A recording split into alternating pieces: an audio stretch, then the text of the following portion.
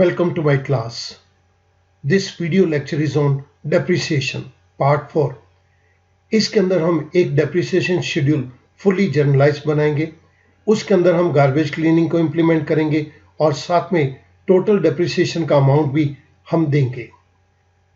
Part 3 के अंदर भी हमने एक ऐसे ही क्वेश्चन किया था, लेकिन पार्ट 4 के अंदर उसकी प्रेजेंटेशन कुछ डिफरेंट है और क्वेश्चन की रिक्वायरमेंट भी कुछ डिफरेंट है, इसलिए इसको एक अलग क्वेश्चन की फॉर्म के अंदर हम कर रहे हैं.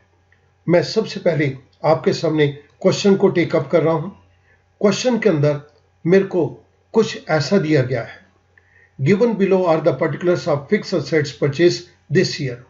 हमने एक असेट को परचेज किया है. इस असेट्स की फिक्स कॉस्ट 2 लाख रुपीस है और सैल्वेज वैल्यू 5000 है.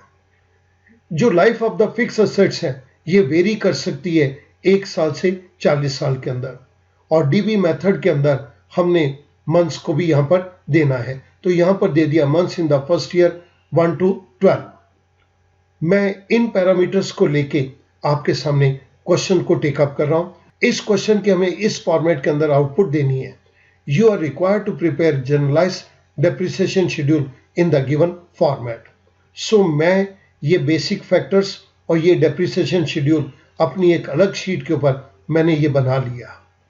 मैं यहां पर इसके पैरामीटर्स को दे रहा हूं. 2 lakh rupees.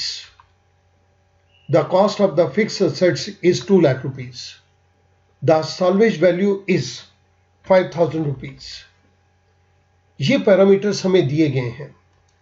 Life of the fix assets it can be 1 year to 40 years. तो मेरे को यहां पर एक लिस्ट बॉक्स के जरिए 1 to 40 years का ऑप्शंस लेने हैं. मैंने यहां पे पीरियड के अंदर 1 2 दे दिया और इसको मैं ड्रैग डाउन कर रहा हूं and I will drag it down to 40.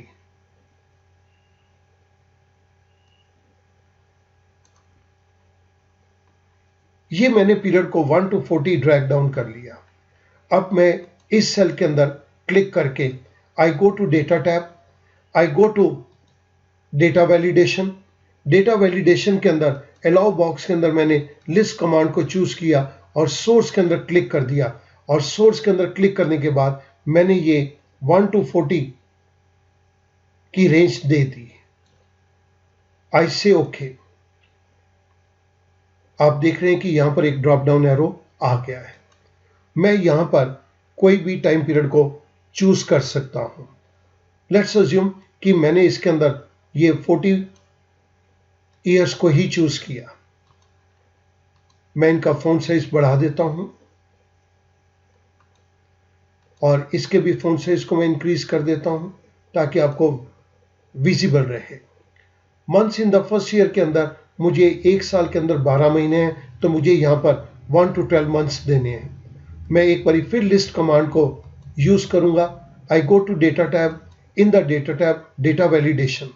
Data validation के अंदर अलाउ बॉक्स के अंदर मैंने लिस्ट को चूज किया और सोर्स के अंदर मैंने ये 12 मंथ्स का पीरियड दे दिया. आई से ओके. आप देख रहे हैं कि यहां पर 12 मंथ्स का हमारे पास पीरियड है. इन दो पैरामीटर्स के अंदर हम कुछ भी चेंजेस कर सकते हैं जैसे कि क्वेश्चन की रिक्वायरमेंट है. अब हमें डीबी मेथड के थ्रू और एसएलएन मेथड के थ्रू डेप्रिसिएशन को कैलकुलेट करना है. तो सबसे पहले मैं डीबी मेथड को यहां पर टेकअप कर रहा हूं. इक्वल्स टू सिंपल डीबी का मैं फंक्शन इंप्लीमेंट करूंगा. DB cost C3. इनको हम फिक्स करते हुए चलेंगे. सैल्वेज वैल्यू C4 फिक्स कर दो. Life of the fix asset इसको भी हम फिक्स कर देंगे. और उसके बाद पीरियड मेरे को ये फर्स्ट पीरियड का निकालना है, तो मैं यहां पर F5 दे रहा हूं क्योंकि ये पीरियड चेंज होगा तो इसको रिलेटिव रेफरेंसिंग के लिए ही रहने देंगे. कोमा इसके बाद मुझे मंथ निकालने हैं, तो ये मेरे पास मंथ के लिए है. इसको भी एब्सोल्यूट रेफरेंस में कन्वर्ट कर दिया. आई close parenthesis. I press enter.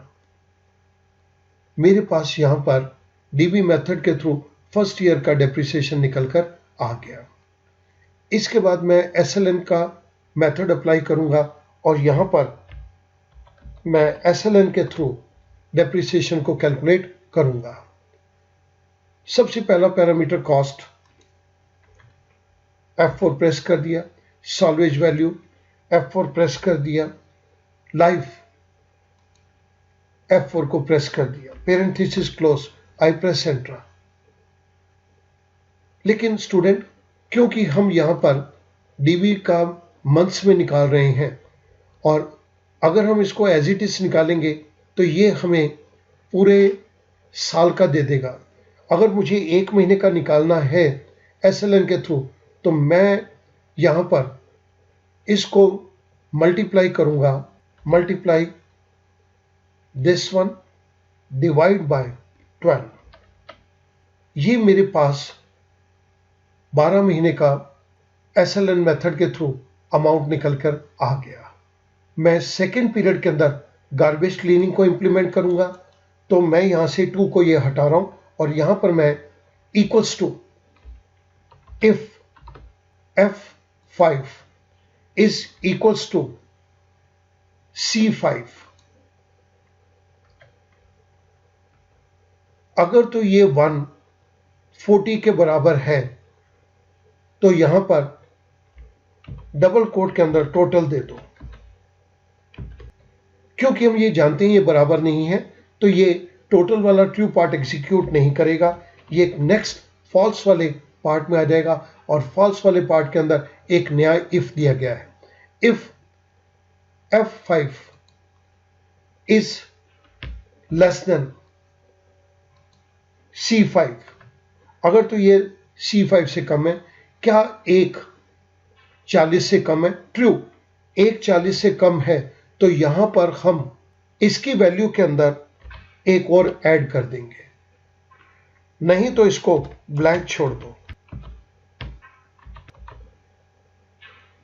I press enter, I got the value 2 here. अब मैं यहां पर डीबी मेथड के अंदर गार्बेज क्लीनिंग को इंप्लीमेंट करूंगा।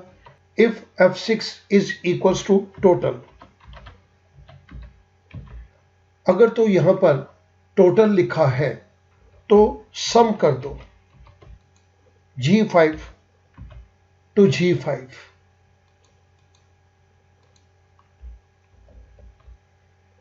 पहले वाली G5 को हमने एब्सोल्यूट रेफरेंसिंग में कन्वर्ट कर दिया और ये सम का पेरेंथेसिस क्लोज कर दिया। If F6 is equals to blank, तो इसको ब्लैंक ही छोड़ दो, नहीं तो यहां पर डीबी के फंक्शन को इंप्लीमेंट कर दो।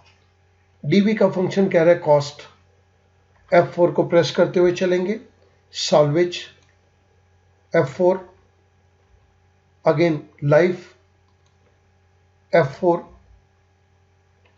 उसके बाद पीरियड, मेरे पास ये जो पीरियड है दैट इज F6, ये रिलेटिव रेफरेंसिंग में ही रहेगा F6, और इसके बाद मंथ, इसको भी हम एब्सोल्यूट रेफरेंस में कन्वर्ट कर देंगे। ये डीबी का मैंने पेरेंथेसिस क्लोज किया, ये सेकंड इफ का फंक्शन का पेरेंथेसिस क्लोज किया और ये फर्स्ट इफ का पेरेंथेसिस क्लोज किया। आई प्रेस एंटर, मेरे पास यहां पर अमाउंट निकल के आ गया डीबी मेथड के थ्रू, और अब मैं SLN के थ्रू निकालूंगा। Equals to if F6 is equals to total, अगर तो यहां पर टोटल लिखा हुआ है तो SLN मेथड के अंदर सम कर दो।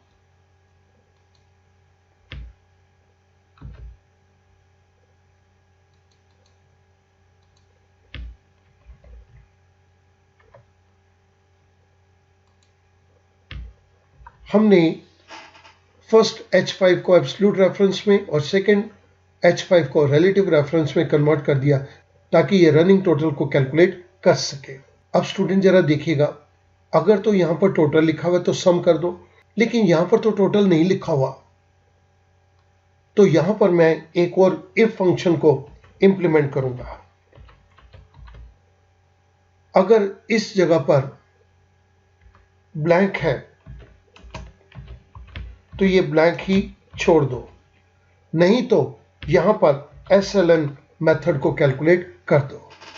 SLN मेथड के अंदर कॉस्ट F4 को प्रेस कर दिया, उसके बाद सॉल्वेज वैल्यू, इसको F4 को प्रेस कर दिया, और लास्ट पैरामीटर है लाइफ, ये हमारे पास लाइफ दी गई है, F4 को प्रेस कर दिया। आई close the parenthesis, I press enter.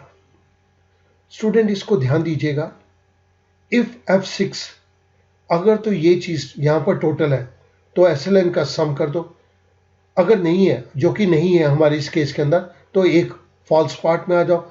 False part के अंदर एक और इफ शुरू हो गया और वो ये कह रहा है चेक करो क्या यहाँ पे ब्लैंक है, अगर ब्लैंक है तो यहाँ ब्लैंक छोड़ दो, यहाँ पर ब्लैंक भी नहीं है, तो जब ब्लैंक नहीं है तो फॉल्स पार्ट पे आ जाओ। फॉल्स पार्ट हमें ये कह रहा है SLN को कैलकुलेट कर दो, स्ट्रेट लाइन डेप्रिसिएशन को कैलकुलेट कर दो। आई प्रेस एंटर, मैंने ये एंटर प्रेस कर दिया। अब मैं इन दोनों लाइनों को लेके नीचे ड्रैग करता हूं।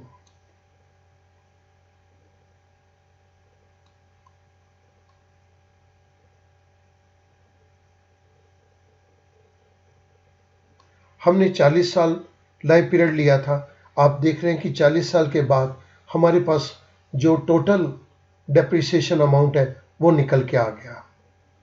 SLN के केस के अंदर 1,95,000 है और DB के अंदर 1,94,978 है। DB के अंदर कभी भी ये अमाउंट एग्जैक्ट नहीं आता, जबकि SLN के अंदर 1,95,000 बिल्कुल एग्जैक्ट आया है। एग्जैक्ट आया मीन्स 5,000 रुपये तो सॉल्वेज वैल्यू है, तो 2 लाख में से 5,000 रुपया गया तो 1,95,000 बच गया। ये 1,95,000 का हमने 40 सालों के अंदर डेप्रिसिएशन दे दिया। लेकिन DB मेथड के अंदर कैलकुलेशंस के अंदर, क्योंकि ये मंथली कैलकुलेट करता है, तो यहाँ पर कुछ वेरिएशंस ज़रूर आएगी। या तो ये अमाउंट 1,95,000 से कुछ ज़्यादा हो सकता है या उससे कुछ कम हो सकता है। ये एग्जैक्ट अमाउंट शायद ही किसी रेयर केस के अंदर हमें मिले। यहाँ पर हमारी ये क्वेश्चन की रिक्वायरमेंट कंप्लीट हो जाती है।